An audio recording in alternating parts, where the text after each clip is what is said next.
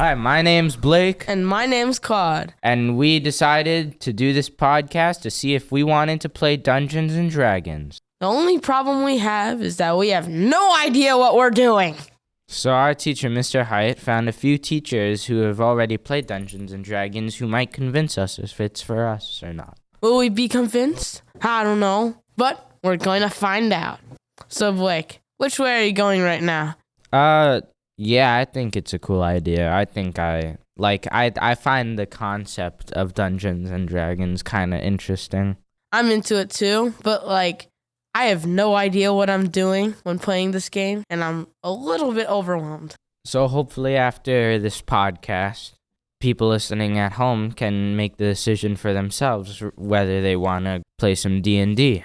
So Dungeons and Dragons, I played it when I was younger than you, probably like 6th grade for a little bit, and I haven't played it again since I am now 44. So it's been a bit. So what questions do you have for me? What exactly are classes, really? So there's races and classes, right? So a race is just like what you want your character to look like. Each different character race is has different abilities. So for example, if you were an elf, you don't have to sleep, but that you could do this kind of trancy thing where you kind of almost relax and you get some of your abilities back, but you don't actually have to sleep. So a class is like your job, essentially. So different classes have different things they could do, right? Mm-hmm. So do you want to be like a tank? Do you want to be able to protect your party? Do you want to heal your party, right? So maybe like a priest or something like that would heal your party, or a cleric, but a tank, like a paladin, would be there with their sword and their shield and protecting everyone, right? Or someone who does DPS is damage per second from video games, right? So someone like a hunter or a ranger or a wizard, maybe they're there to just lay down some damage. But whenever you're laying down damage, something like that, you probably don't have strong armor. So you have to be protected from that, right? So different characters have different classes. And then if you have a group of people playing this game together, ideally the game is basically centered around one dungeon master and 4 players. So usually whatever mix-up of those players are, a good dungeon master will make it work. So what I think you guys should do, I think it would be really helpful if you guys spoke to some of the other people that play. And maybe you could get some sense of if this is something you'd like to do or something for you. And if not, and I'm sure people will learn from hearing from you guys. Thank you. All right, thanks for having me sit with you guys. This was fun. All right. And I look forward to hearing what you guys come up with. Okay. All right. Bye. Hi, Mr. Orlep. Thank you for coming today. And the question we set out to answer is, should we be playing D&D and why? Well, the short answer is yes. Yes, you should. Absolutely. And the reason why is it's besides the fact that it's a lot of fun, it's a great opportunity to get together with friends, and it's a great social activity because you get to spend time together with people, having fun.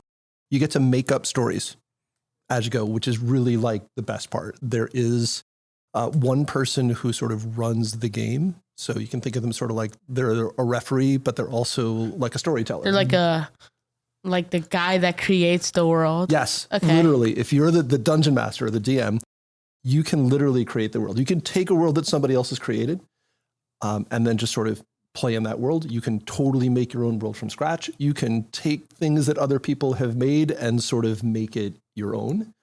And then that person sort of leads and guides the story. They sort of set the rules, what can happen, what can't happen, but then the players get to decide what their character does. What class do you like to play? I like to make kind of weird characters. I like to make characters that kind of go against type. So the cleric, but who's a cleric of Thor, who beats things up with his warhammer and calls down lightning on them. Right now I'm playing a dwarven druid. Right, so druids are very naturey. Oh, yeah, dwarves are not very naturey at all. So a dwarven druid, anybody who's played is going to look at me side-eyed what do you mean a dwarven druid? That's the weirdest thing that I've ever... Right, some sort of outcast, but I have a whole backstory about why he's able to do this, why he's given up mining, and why he doesn't like things that are metal, but instead, prefers nature. So Yeah, what's the best part about playing with other people opposed to just playing a solo game? That's a great question. I haven't really given it a lot of thought. I think the thing about playing with other people is you don't have total control over what you do. And you have to step in and deal with the things that the other players are doing. And it makes it more unexpected. All right. Thank you, Mr. Orlep. This is giving me a good sense of what's It feels D&D like all really about, you know? less complex right now. Yeah. Good. I'm glad. And thanks for having me. I think you'll like it a lot. All right. All All right, guys. Thanks for having me. Hi, Miss Vescio. Thank you for joining us. Hi, I'm excited. Do you think we should be playing D&D? No, I'm just kidding. Yes, yes, you should. It's a fun game. So I think yes. All right. So what's your favorite part of playing D&D? My favorite part is getting to be creative and come up with things on the spot. It's very like you gotta be quick with it sometimes. You gotta be able to think fast because the DM's gonna throw something at you and you just gotta be like, well, I guess this is what we're doing now. Yeah. So you gotta kind of be able to be creative, and I like that creative aspect of it. What is your favorite class in here? So I like to be like the characters that are in the shadows most of the time. So I usually will Assassin or something? I'll go towards like a rogue. So I'm in 2 campaigns right now. So one of them I'm playing my class is a rogue. And then my other one is I'm playing a ranger, but I'm playing my ranger so that she's built like a rogue. So still a ranger, different features, but I play it like it's a rogue. Oh, okay. What is the best part of playing with other people? I like to be able to bounce off of other people. So don't get me wrong, I like playing individual games, like whatever, if I'm playing a video game by myself.